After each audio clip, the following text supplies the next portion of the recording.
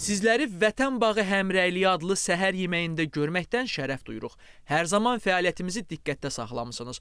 Çalışdıq ki, bu formatda media və QHT camiyyəsinin tandemini yaradaq.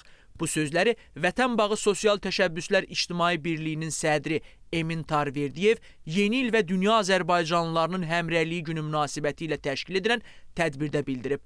İctimai Birliyin fəaliyyətinin işıqlandırılmasına dəstək göstərən jurnalistlər, eləcə də QHT sektorunda ictimai fəallığı ilə seçilən şəxslər səhər yeməyi süfrəsi arxasında bir araya gəliblər.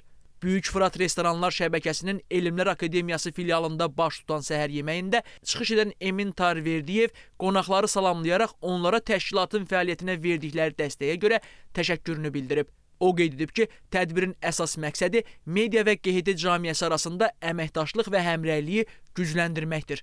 Tədbir çərçivəsində Vətən Bağı ideyasına və İctimai Birliyin fəaliyyətinə verdikləri töhfələrə görə bir sıra ictimai fəallara təşkilat adından plaketlər təqdim olunub.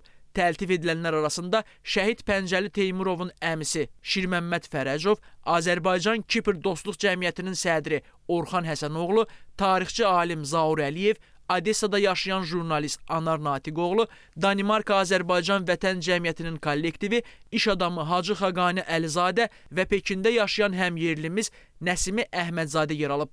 Sonda həm də tədbirdə iştirak edən jurnalistlərə Doktor Milk şirkəti tərəfindən hədiyyə paketləri təqdim edilib.